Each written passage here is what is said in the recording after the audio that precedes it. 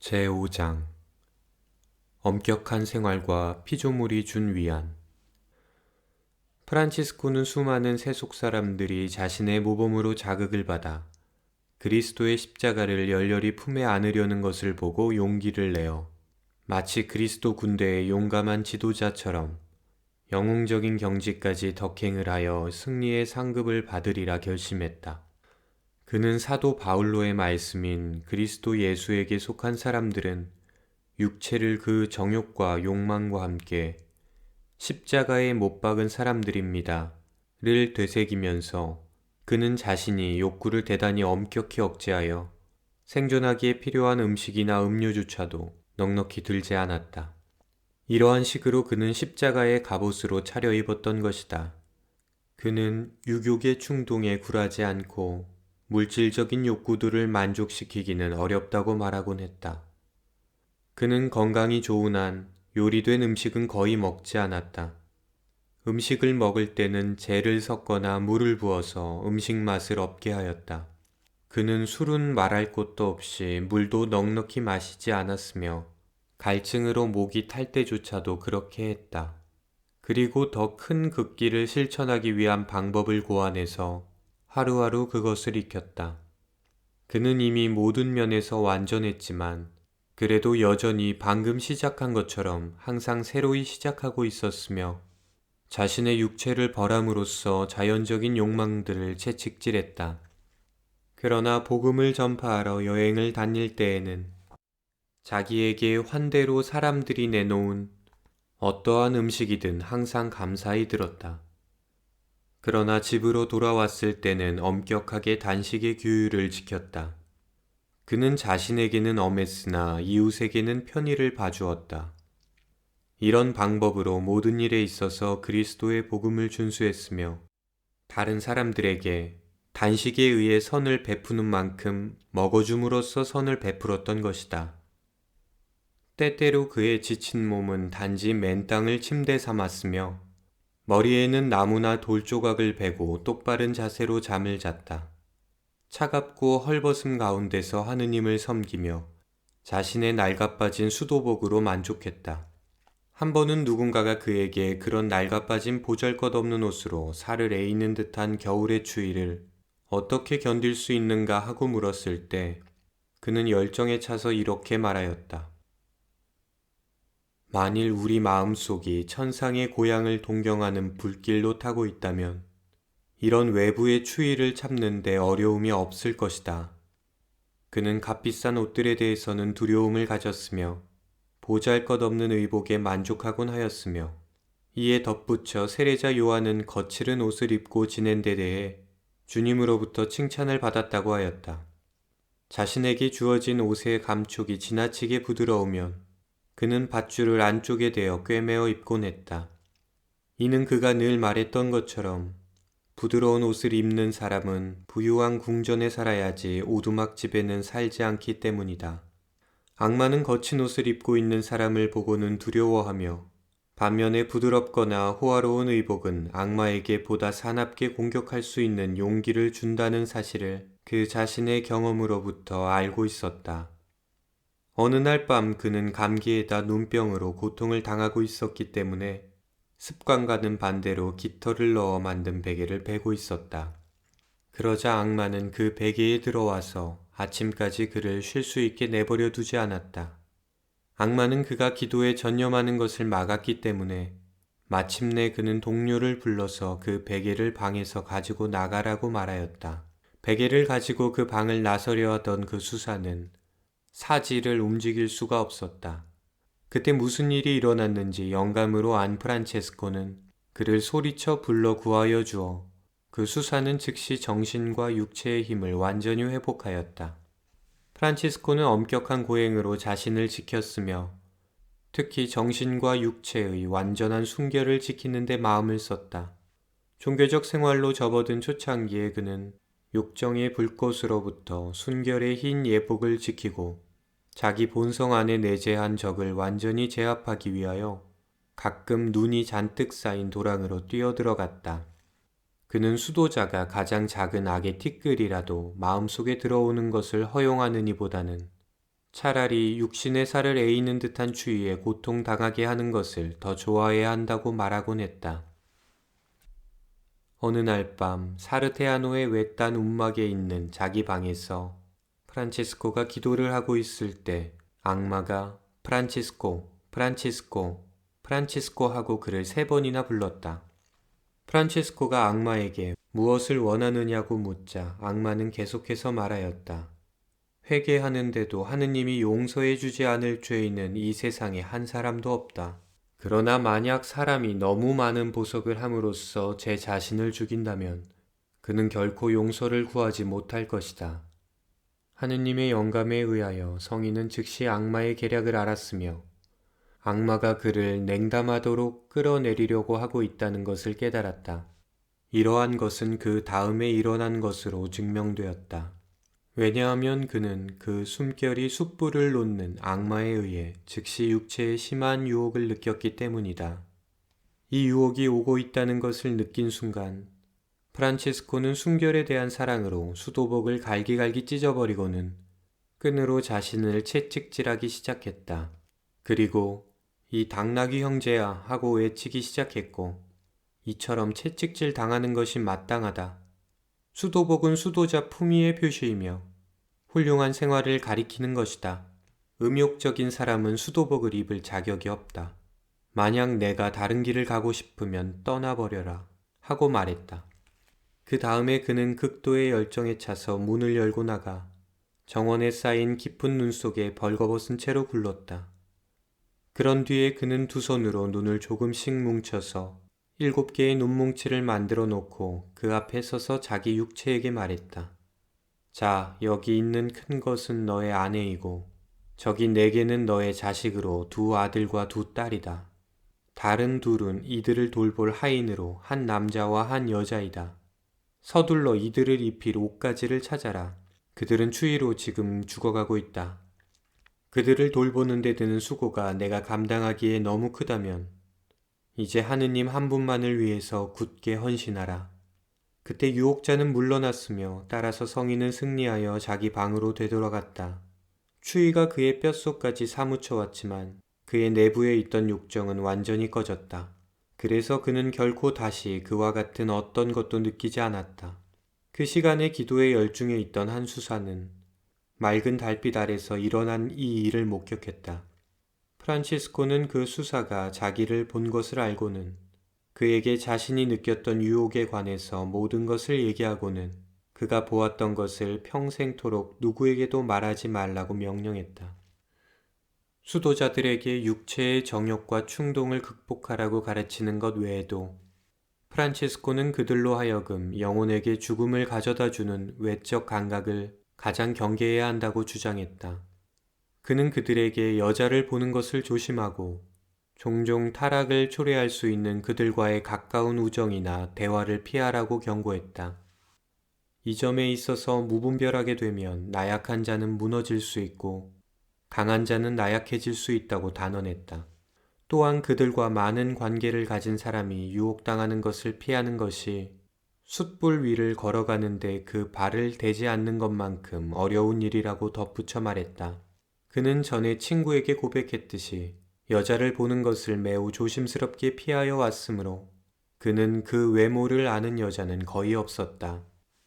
그는 여자들의 모습이 마음속에 들어가는 걸 허락하는 것은 위험하다고 확신했는데 그것은 정열의 불꽃이 쉽게 다시 탈 수 있기 때문이거나 티 없는 마음의 순결이 더러워지기 때문이었다. 그는 여자와 나누는 그 어떠한 대화도 고백하는 경우나 간단히 가르치는 경우 이외에는 모두 무의미하다고 자주 말했다. 그런 경우의 접촉은 그들의 영적 발달에 도움이 될 수 있었으며 종교적 행위의 한계를 넘어서지는 않았다. 그는 그들이 고백을 원하지 않거나 영적인 가르침을 구하지 않는다면 수도자들은 여자들과 무슨 관계가 있겠는가? 인간이 자신에 대해 너무 자신만만하면 적에 대하여서는 더욱더 방심하게 될 것이오. 그리고 만약 마귀가 인간의 머리칼 한 오락이라도 자기 것이라 부를 수 있게 되면 그는 즉시 그것으로 밧줄을 만들 것이오라고 말했다.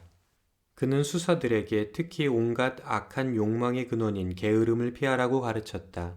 그는 자기의 하급 본성이 반항하거나 나태에 빠질 때 지속적으로 극기를 하거나 유익한 일을 하여 그것을 제압함으로써 그들에게 모범을 보여주었다. 그는 단지 가장 형편없는 류의 음식만을 먹는 한편 자신을 고된 훈련과 매로써 자주 학대하는 것이 어울리는 나귀이기라도 한 듯이 자기 육신을 당나귀 형제라고 부르곤 했다. 만약 어떤 수사가 게으름에 빠져 빈둥거리며 다른 사람들의 수고로 얻어먹으려 기다리는 것을 보게 되면 그를 파리 형제라고 불렀다. 그것은 그런 사람은 다른 사람들이 행한 선행을 떨어뜨렸으며 그 수사 자신도 아무런 선을 행하지 못하였기 때문에 그로 인하여 모두의 존경과 경의를 잃었기 때문이다. 그런 수사들에 대해 나는 우리 수도자들이 열심히 일하기 바라며 늘 바쁘기를 바란다. 하는 일이 없이 게을러지면 마음과 혀는 곧 불미한 얘기로 가득 차고 말 것이다 라고 한때 말했다.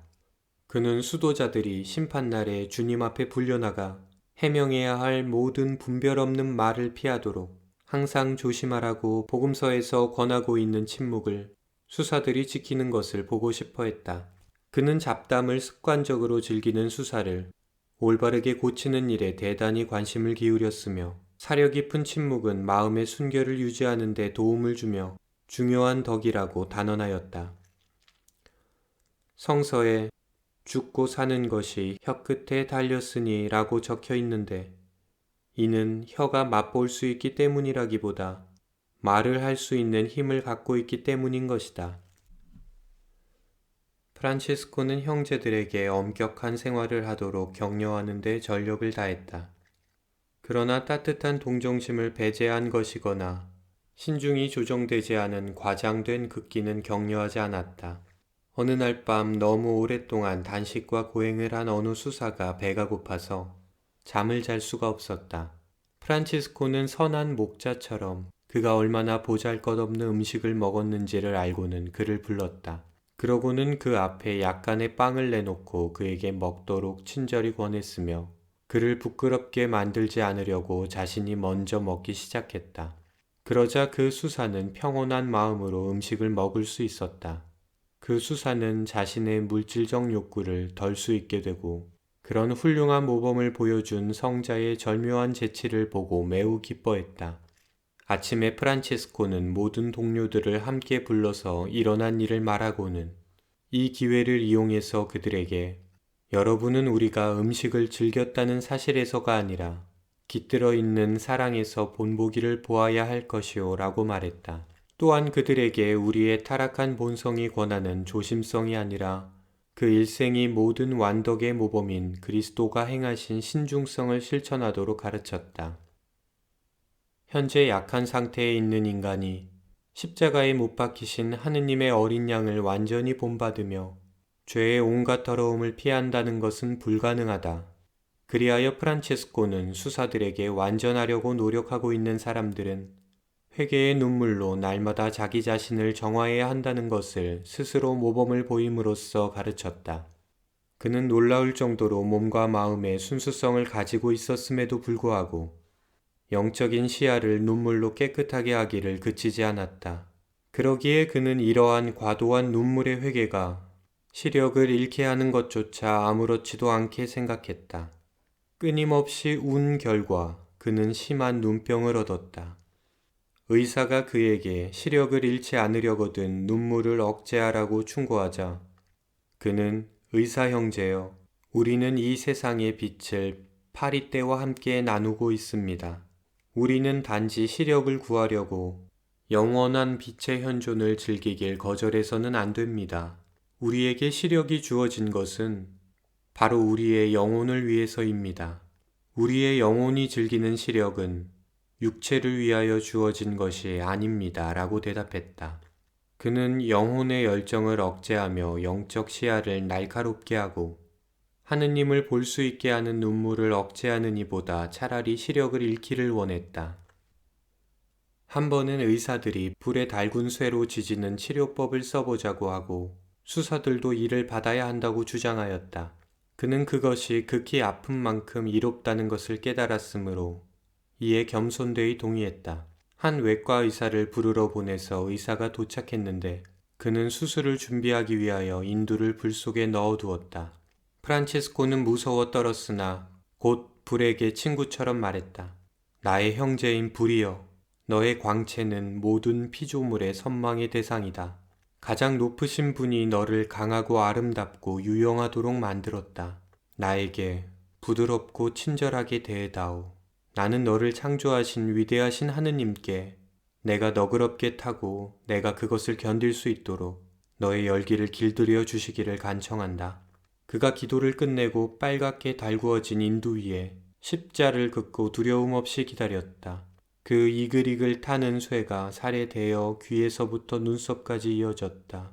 우리는 그 타는 것이 어느 정도의 고통을 주었는지 그의 말에서 추측할 수 있다.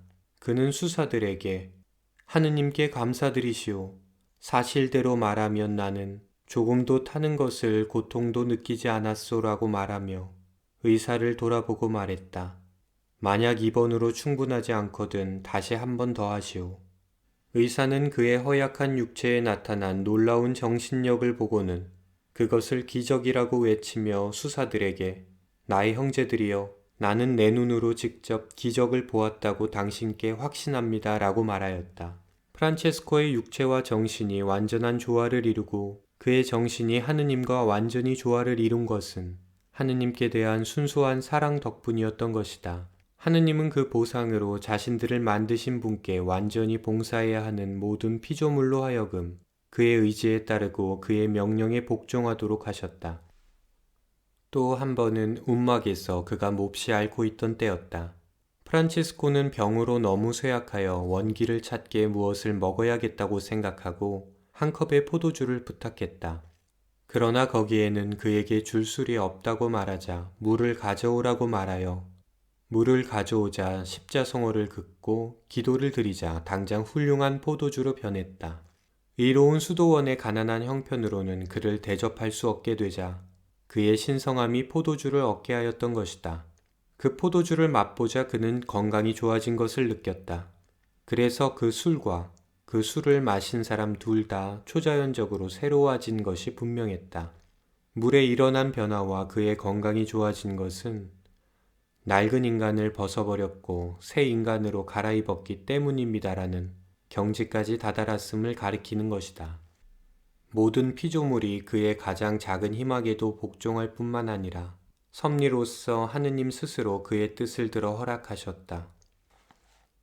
한 번은 성인께서 동시에 여러 우환으로 시달리게 된 경우가 있었다. 성인은 기분을 북돋우기 위해 어떤 음악을 듣고 싶어 했다. 그러나 무리를 일으킬까 하는 두려움에 딴 사람에게 연주해달라고 부탁할 수가 없어서 망설이고 있었다. 그러나 그때 한 천사가 그의 기도에 응답하여 다가왔다. 어느 날 밤 잠자지 않고 누워서 하느님에 대하여 생각하고 있을 때 그는 갑자기 믿을 수 없이 아름다운 가락을 타는 수금의 소리를 들었다. 그는 아무도 볼 수 없었으나 음악이 높았다 낮았다 하는 것으로써 연주자가 이리저리 걷고 있다는 것을 느낄 수 있었다. 하느님께 온 정신을 집중시키고 이 놀라운 음악에 너무도 즐거움을 느꼈기 때문에 자신은 이 세상을 떠났다고 생각했으며 그와 가장 가까웠던 수사들은 그에게 무엇인가 일어났다는 것을 알 수 있었다. 여러 사실로부터 그들은 측정할 수 없을 정도로 그를 위로해 주시는 하느님께서 그를 자주 찾아오시는 걸 알았던 것이다. 그래서 그는 이러한 것을 그들에게서 완전히 숨길 수 없었다. 또 한 번은 한 동료와 함께 롬바르디아로부터 트레비소의 변경에 이르는 전도 여행을 하는 도중 파두와 가까이를 지나고 있을 때 밤이 닥쳐와 칠흑 같은 어둠에 둘러싸이게 되었다. 그 길은 강과 습기 때문에 어둠 속에서는 위험했다. 그래서 그의 동행자가 사부님, 우리가 모든 위험으로부터 안전하도록 기도해 주십시오 라고 그에게 말을 하니까 성인은 자신있게 대답했다. 하느님이 친절하심 가운데서 원하시기만 하면 어둠을 사라지게 하고 우리에게 빛을 내리시는 능력을 가지고 계십니다. 그 말이 떨어지자마자 찬란한 빛이 광위를 지니고 그들 주위를 비췄으며 그 밖에 다른 곳은 어두운데도 불구하고 그들 주위에 꽤 먼 곳까지는 빛이 비쳐 분명히 볼 수 있었다. 그 빛의 안내로 그들은 가야 할 길을 찾을 수 있었고 정신적으로 위로를 받았다. 그들은 밤을 쉬기로 한 곳에 도착하기까지는 먼 거리였으나 안전하게 여행을 끝마쳤으며 그러고는 하느님을 찬양하는 성가를 불렀다. 우리는 성인이 성취한 양심의 순결성과 높은 미덕을 깨닫도록 노력해야만 할 것이다. 성인이 원하는 데 따라 불은 타는 것을 잃고 물은 그 맛을 잃었으며 천사도 그의 빛이 되어 그를 협력하러 왔던 것이다. 이는 모든 피조물이 그의 물질적 요구를 시중들었다는 것을 나타내는 것으로 이처럼 그는 거룩하게 되었던 것이다.